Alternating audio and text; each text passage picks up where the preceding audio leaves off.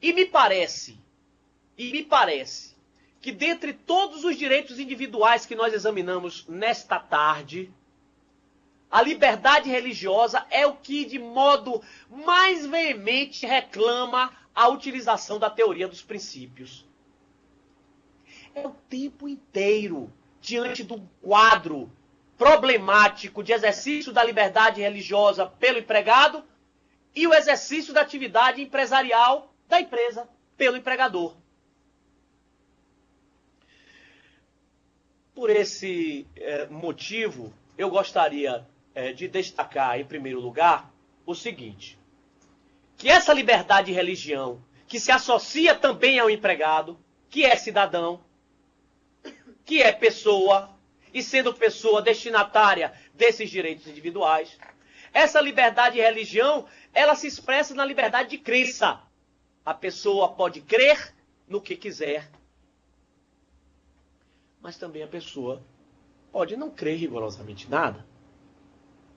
A pessoa pode expressar a sua crença, pode crer e expressar a sua crença, mas a pessoa pode não crer rigorosamente nada e expressar a sua descrença. Aqui, a liberdade religiosa, no campo da liberdade de crença, ela assume uma compostura positiva e negativa. Alguns chamam a liberdade negativa, que eu me refiro, de liberdade de consciência. Essa é uma questão doutrinária que não vale aqui nos alongarmos a respeito, mas vale sim dizer que toda pessoa, inclusive o trabalhador, tem o direito à sua liberdade de culto. O problema começa a acontecer, ou liberdade de crença, o problema começa a acontecer quando se resolve expressar, se resolve exercitar esse direito individual no campo das relações de trabalho. Há um caso muito interessante que realmente aconteceu aqui na Bahia, só não sei qual foi o juiz ou a juíza, me parece que foi uma juíza. E o caso foi o seguinte: uma determinada empregada de uma dada empresa, adepta do segmento religioso evangélico, ela sistematicamente distribuía panfletos para os colegas de trabalho e tentava dissuadi-los e tentava convertê-los ao seu segmento religioso, fazendo proselitismo dentro da empresa. O colega levantava para ir ao banheiro, ela ia atrás lá para tentar convencer o colega. Nas reuniões, ela gastava o tempo inteiro tentando convertê-los. E isso resultou na dispensa da empregada por justa causa. Foi um dado interessante porque no dia da audiência, a juíza se deu por impedida porque ela tentou converter a juíza na mesa de audiência. Então, existem limites ao exercício desse direito individual? É claro. Existe limite ao exercício desse direito individual? Existe limite ao exercício de todo direito individual. Há uma teoria que se chama Teoria dos Limites Imanentes dos Direitos Fundamentais. Essa teoria dos limites imanentes revela o seguinte: que ainda que o direito fundamental não expresse uma limitação constitucionalmente posta, que essa limitação pode ser imposta através da lei ou mesmo através do julgador. E aí uma outra teoria complementa essa teoria dos limites imanentes, que é a teoria dos limites aos limites. Que coisa estranha, não é? A teoria dos limites aos limites. Observem que de estranha ela não tem nada. ela é muito engenhosa e muito interessante e deve também receber a sua aplicação no contexto do direito do trabalho, no contexto das relações de trabalho, no contexto da efetividade dos direitos fundamentais nas relações de trabalho. O que é que diz a teoria dos limites aos limites? Tudo bem. Todo direito fundamental, ele possui um limite, ainda que seja imanente. Todavia, a posição de limites aos direitos fundamentais possui ela própria um limite. Não pode haver, portanto, uma limitação excessiva ao direito fundamental. É a teoria dos limites aos limites. A limitação deve guardar substancialmente atendimento ao princípio da proporcionalidade que preconiza a proibição do excesso. Então, nesses casos, em que nós vamos examinar direitos fundamentais, em que nós vamos examinar o exercício do direito individual à liberdade religiosa, nem o aplicador do direito do trabalho pode promover uma restrição excessiva a esse direito individual e nem a empresa também pode promover essa restrição, porque já aí estaríamos diante de um comportamento ilegítimo à luz da teoria dos limites aos limites. A limitação pode ser feita, porém, o que não pode ser realizado é uma limitação excessiva ao direito. O limite, ele próprio, já possui um atávico limite. Essa é a ideia fundamental que eu gostaria de destacar aqui para todos vocês nesse momento.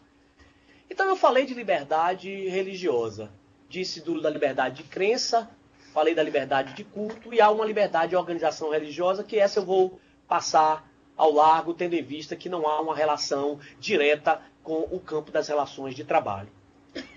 Mas observem, essa empregada que tentou converter a juíza em mesa de audiência, será que a empresa agiu de modo ilegítimo? Será que a unidade empresarial, será que o meio ambiente do trabalho é o local adequado para o exercício de proselitismo religioso? Meus amigos, há situações e situações. Há circunstâncias e circunstâncias. De um modo geral, eu sou forçado a reconhecer que a empresa não adotou nenhum comportamento ilegítimo, tendo em vista o comportamento inadequado desta empregada. Porque, não obstante exista um direito individual à liberdade religiosa que se encerra na liberdade de crença e de professar sua crença, de divulgar sua crença, dentro de um ambiente de trabalho, não é propriamente o que se espera do empregado que passe o tempo inteiro converter agnósticos para que não sejam queimados no fogo do inferno. Me parece que esse é um comportamento que está adequado, inclusive, à hipótese de dispensa com justa causa, por incontinência de conduta. Depende da situação, mas essa situação em particular me pareceu um exercício indevido desse direito à liberdade religiosa, que se contrapôs de modo absoluto à própria atividade executada pela empregada no estabelecimento. Mas nem todas as situações descritoras de colisões entre direitos fundamentais são tão fáceis quanto essa. há situações mais sensíveis, mais delicadas e mais difíceis. Exemplo. Podem as empresas de tendência contratar exclusivamente trabalhadores vinculados ao respectivo segmento religioso? Esse é um assunto que a teoria dos princípios revela toda a sua imensa relevância para solucioná-lo. Em primeiro lugar, o que é uma empresa de tendência? Nós precisamos entender o que é essa empresa. As organizações religiosas, todos nós sabemos quais são. Nós temos a Arquidiocese de Salvador, nós temos a Igreja Evangélica tal, nós temos a Igreja Batista, nós temos a Assembleia de Deus, temos a Igreja Universal do Reino de Deus. Essas são propriamente adventistas do sétimo dia, que esse assunto eu vou voltar, que é um assunto que guarda a relação próxima com o mundo do trabalho. Adventistas do sétimo dia,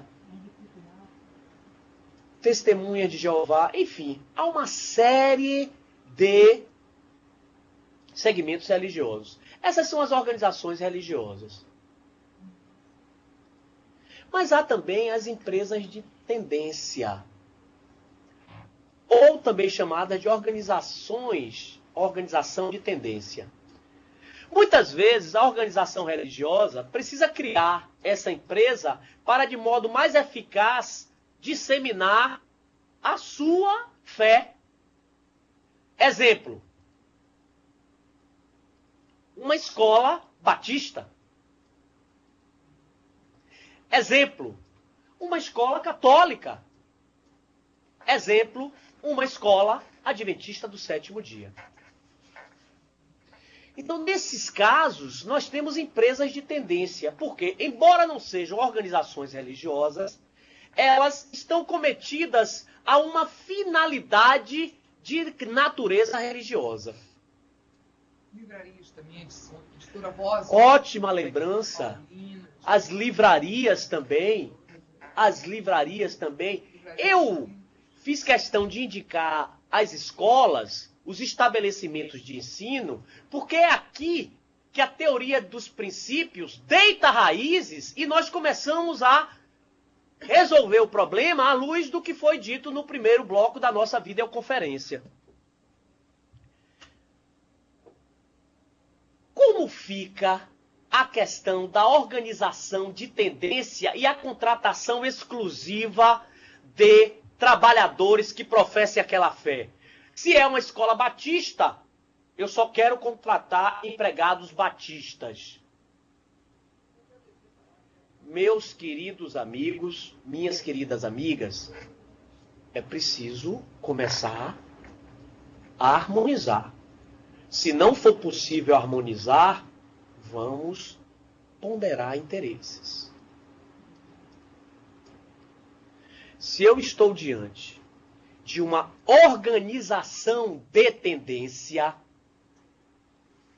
o que parece claro é que essa pessoa jurídica tem uma finalidade. E a finalidade dela é, dentro do seu contexto de atividade, consolidar uma fé. A Escola Batista quer consolidar no mundo da educação os preceitos batistas.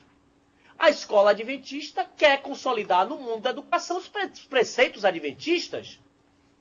E aí surge um problema de natureza trabalhista ou de natureza constitucional com reflexo no mundo do trabalho, que é o seguinte: será que eu posso contratar só adventistas para a minha escola adventista? Ou será que eu posso contratar só batistas para a minha escola batista? Meus amigos e amigas, ponderando os interesses em questão, eu só posso dizer que o empregador não tem o direito amplo absoluto dessa contratação. Mas também o empregado ou o trabalhador não tem o direito absoluto de ser contratado em qualquer cargo dentro dessa empresa. Por quê? Pelo simples fato de que, se tratando de uma organização de tendência, uma escola, ela está apta e autorizada pelo sistema normativo, legitimamente autorizada a divulgar a sua fé. Imagine o seguinte: será que essa escola pode reduzir o universo daqueles que possam ser contratados para professor de religião? A escola adventista pode contratar como professor de religião só um adventista? Não, não pode não. Ela deve. Ela deve. Por quê? É a única forma de cumprir o seu objeto social. É a única forma de cumprir a sua finalidade. Se ela não fizer isso, não cumprirá a sua finalidade. Se nós admitirmos que o trabalhador tem o direito absoluto de ser contratado, nós não estamos reduzindo a pó o direito da pessoa jurídica de executar a sua finalidade social. Então, se é um professor de religião, não tenho dúvida. A possibilidade é clara, é evidente de que a empresa poderá contratar. Aí fica a pergunta: e os demais professores? É a minha posição ao confronto e ao exame da inteligência de todos vocês, meus amigos e minhas amigas. Eu estendo essa prerrogativa das organizações de tendência, no caso de estabelecimentos de ensino, não apenas ao professor de religião, mas todo e qualquer professor, seja de religião, de matemática, de português, de história, de geografia, o que for. Por quê? Porque o professor, pouco importa a cadeira que ele lecione, ele não é apenas um informador, ele é um formador. Ele é um formador de opinião. Então, com base nessa ideia, me parece fundamental reconhecer que esse profissional, contratado para ministrar informação e consolidar formação, só pode ser aquele que esteja afinado aos propósitos institucionais dessa entidade. Estou ponderando, estou exercitando e concretizando a teoria dos princípios no campo das relações de trabalho. Não estou conferindo o direito absoluto ao empregador, como não estou conferindo o direito absoluto ao empregado. Eu estou diante de colisão entre normas e princípio. O poder diretivo encerrado na contratação e o direito individual ao exercício da liberdade religiosa. Você pode, mas o que você não pode é exercitar a sua liberdade de descrença numa escola adventista do sétimo dia. Você não pode, na condição de professor, expressar essa descrença. Isso me parece muito claro, isso me parece evidente. Já que eu falei do adventista do sétimo dia, eu queria tratar dessa questão, porque me parece também uma questão sensível. E uma questão que tem sido discutida, vez por outra, na Justiça do Trabalho. Não sei se o juiz Guilherme já teve um problema dessa natureza. Me diz ele que não. Mas, a qualquer momento, pode vir a ter, porque o assunto está, efetivamente, na ordem do dia. O problema, meus caros e minhas caras, é o seguinte: o adventista do sétimo dia tem o direito de guardar os dias de sábado para o culto? Essa é a questão que eu gostaria de discutir, de conversar com vocês, já que nós também abriremos aqui dentro, em breve, espaço para considerações e perguntas que seguramente vão ser muitíssimo importantes para arrematar essa videoconferência.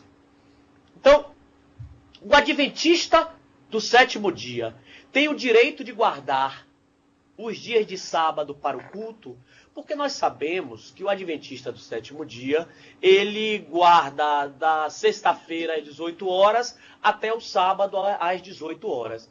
Então a questão toda aqui é: seria possível compatibilizar o exercício dessa liberdade, que é de crença, mas também é de culto, porque ele guarda esse dia para o culto?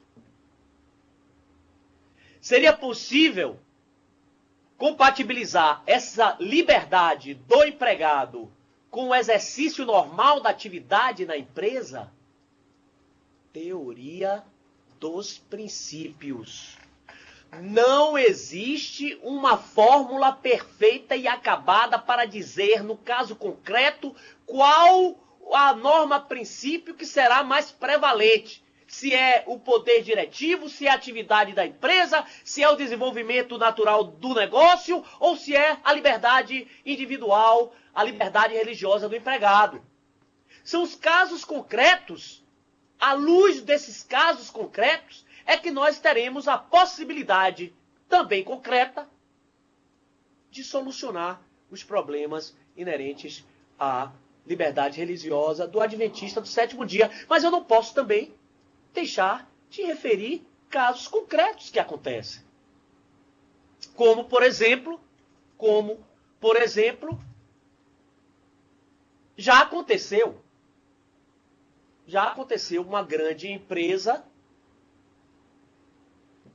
com um número muito grande de trabalhadores que recusou ao empregado essa compensação de jornada. Observem o seguinte: diante de um quadro de uma empresa, de uma unidade empresarial, com um número expressivo de trabalhadores, com um número de trabalhadores também vinculados à mesma atividade daquele empregado religioso, será que não se poderia buscar uma solução ponderada, aplicando-se a técnica de ponderação de interesses, permitindo-se ao empregado que guarde esses dias para o culto e reflexão religiosa, compensando-se posteriormente a jornada de trabalho? Só o caso concreto é que vai permitir essa conclusão. Nós não temos como concluir que existe uma receita de bolo para solucionar esse problema. Nós somente solucionaremos o problema à luz da teoria dos princípios, fixando em dada hipótese que a atividade empresarial vai preponderar. Em outras, como esse que eu acabei de referir, não. Não me parece legítimo que o empregador, com centenas de empregados, com dezenas de empregados que executam a mesma atividade do empregado religioso, que lhe negue esta possibilidade. Mas ainda quando a empresa está submetida a uma atividade ininterrupta. Já que esse período guardado para o culto do empregado pode ser compensado em outras jornadas por esse mesmo empregado. Agora, imagine o seguinte: eu sou proprietário de um restaurante. O restaurante, por motivos relacionados a essa atividade, ele só abre sexta, sábado e domingo. Eu simplesmente não posso ter esse empregado no meu quadro funcional. Eu não posso ter um garçom adventista do sétimo dia, porque o meu estabelecimento só abre sexta, sábado e domingo. Ele trabalhará só no domingo? Então, são os casos concretos, que, inclusive, é um dos fundamentos da teoria dos princípios. São os casos concretos que vão estabelecer o modo, a forma de solução adequada, ponderada, ou harmonizada, ou harmônica dos direitos fundamentais. Meus queridos amigos, minhas queridas amigas, eu pretendo concluir nesse momento. Eu quero mais uma vez agradecer a atenção de todos, agradecer ao trabalho realizado aqui de divulgação, agradecer a Ana Lícia, da Escola Judicial, mais uma vez agradecer os órgãos diretores da escola, na pessoa da desembargadora Débora Machado,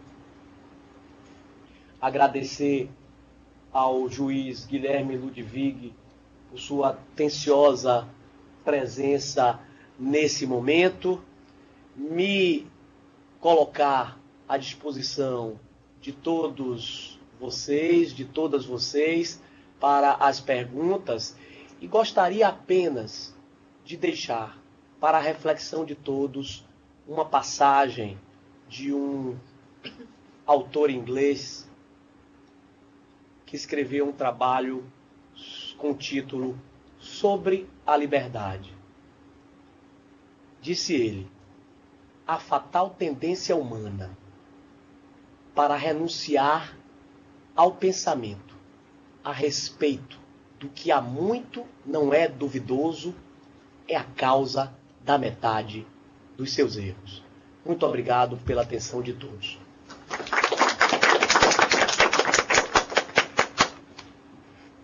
Doutor Manuel tem, não uma pergunta, mas um elogio de um aluno do senhor, onde ele fala: professor Manuel Jorge, é importante salientar que a sua dedicação nesta conferência é a mesma que nos envolveu na sala de aula. Parabéns, Eduardo Umbelino, graduando de Direito da UFBA. Obrigado. Obrigado, Eduardo. Obrigado.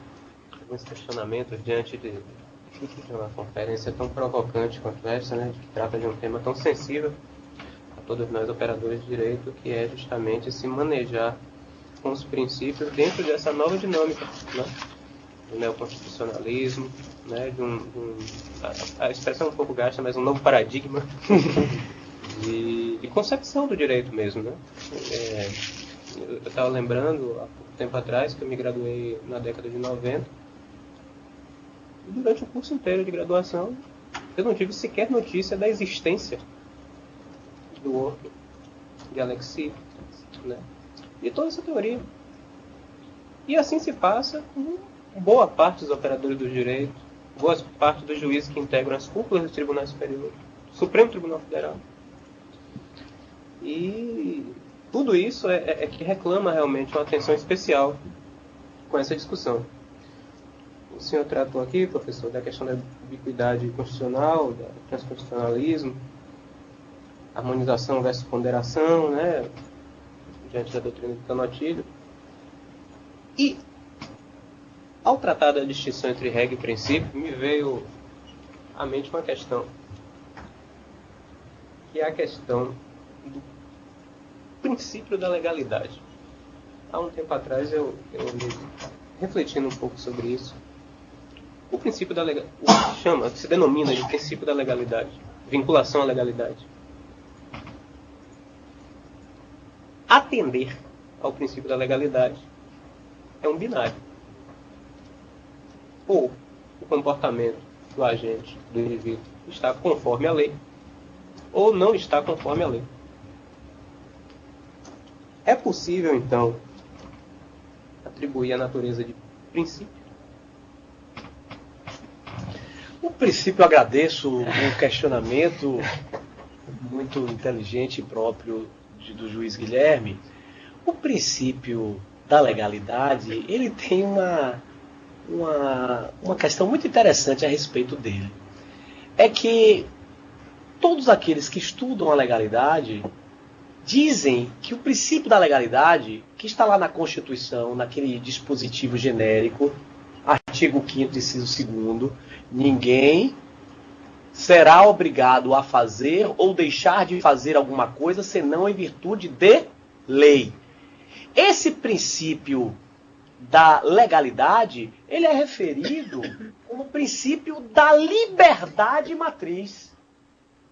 Quer dizer, por que liberdade matriz? Porque se ninguém será obrigado a fazer ou deixar de fazer alguma coisa, senão em virtude de lei, se é esse o enunciado da Constituição, isso termina desenvolvendo o seguinte raciocínio. O que não está proibido está juridicamente permitido. É o que Maria Helena Diniz chama de norma geral inclusiva, que tem desdobramentos distintos para o campo da conduta individual e o campo da conduta do agente público, principalmente do administrador. Porque o administrador, o princípio da legalidade no âmbito administrativo, ele tem outra contextura. O administrador só pode realizar aquilo que a lei expressamente lhe permite. Essa é a ideia. Então, quando o juiz Guilherme pergunta se o princípio da legalidade é uma norma-princípio... É princípio ou regra? É princípio ou regra. O que me parece é que o princípio da legalidade, ele encerra verdadeiramente um valor normativo. Não me parece que o princípio da legalidade seja norma-princípio ou seja norma-regra. Me parece que o princípio da legalidade é uma construção doutrinária incidente sobre um dispositivo constitucional. Agora, é claro que se nós vamos tratar da legalidade, de legalidades específicas, estou falando do princípio da legalidade genérico. Esse princípio lá do artigo 5º, inciso 2º, o princípio chamado da liberdade matriz, esse princípio é um valor normativo na minha maneira de entender. Agora, quando esse princípio, quando essa legalidade vai para o campo de comportamentos específicos, ele passa a ser, no meu entender, ele passa a ser norma-regra. Como é o caso, por exemplo, do princípio da legalidade, ou melhor, da legalidade no campo administrativo. Porque o administrador não tem outra opção. Ele precisa se submeter à regra da legalidade, que alguns chamam de princípio da legalidade. Mas aí é a regra da legalidade. Porque esse princípio ele não só pesa. Você não pode só pesar. Vai só pesar. Não pode só pesar a legalidade administrativa e o comando e o enunciado, por exemplo, do artigo 37 caput da Constituição, que refere explicitamente à legalidade. Não pode só pesar isso com comportamentos do administrador. Porque isso está relacionado também ao princípio republicano, em que a coisa não é do administrador, a coisa é da sociedade. O administrador é apenas um mero gestor e muitas vezes eventual dessa coisa pública. Eu fiquei imaginando uma empresa de limpeza urbana. Atividade essencial. E contrata um empregado para ser gari evangélico. E dentro daquela rota tem uma determinada encruzilhada que frequentemente existe um despacho do posto. E aquele gari, dentro do exercício de sua função, precisa pegar o despacho e recolher, jogar dentro do caminhão. Não. Mas ele se recusa. Ele se recusa porque ele entende que aquilo ali ofende os valores maiores da religião dele. E diz o seguinte: não, eu não vou fazer isso. É legítima a recusa? Essa é a pergunta. Eu agradeço mais uma vez o questionamento e observo o quanto é rico o mundo do trabalho. Nós lidamos com vida. Com todo respeito aos que lidam com outros domínios normativos, alguns lidam com a morte, como é o caso do direito penal. Alguns lidam com vítimas de homicídio. Nós lidamos com vida. E eis a razão por que eu escolhi deliberadamente a carreira do Ministério Público do Trabalho. Porque lidamos com vida. Lidamos com as pessoas desenvolvendo as suas atividades. Esse caso trazido pelo juiz Guilherme é um caso interessante, claro que é. Porque você tem, de um lado, a determinação do empregador a fim de que seja recolhido o lixo e, por outro lado, uma recusa do empregado. Mais uma vez, aplicando a teoria dos princípios, eu preciso ponderar. Se eu puder harmonizar, eu harmonizo. Eu não vejo aqui, de logo, possibilidade de harmonização, mas vejo sim possibilidade de ponderação. Será que essa empresa que tem por atividade a limpeza urbana não teria outros empregados que pudesse destinar aquele local utilizado preferencialmente para o exercício dessa liberdade religiosa pelos cultos afro-brasileiros? Porque mesmo que não seja evangélico, eu conheço pessoas que têm um medo horroroso de mexer em despacho. E mexer nessas manifestações religiosas. Então, o que me parece correto é concluir que há possibilidade, sim, de compatibilização da continuidade do contrato de trabalho desse empregado com o desenvolvimento normal da atividade da empresa. Destina esse empregado para trabalhar em outra rua, mas se nessa rua também estiver havendo esse exercício da liberdade religiosa, das duas uma. Ou o trabalhador sai da empresa ou se converte aos segmentos afro-brasileiros. Me desculpa a brincadeira, mas é porque eu estava incontrolável para falar isso. Obrigado. Em encerramento, a nossa prazerosa tarde de quarta-feira, agradeço em nome da Escola Judicial do Tribunal Regional do Trabalho da 5ª Região, nossa diretora Débora Machado, em nome da nossa presidente Ana Lúcia,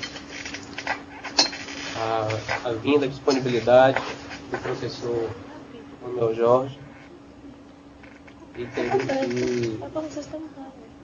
tem conteste que seus ensinamentos são sempre bem-vindos e sempre frutificam em nós as mais amplas reflexões. Dito tudo isso, eu dou por encerrada a nossa atividade.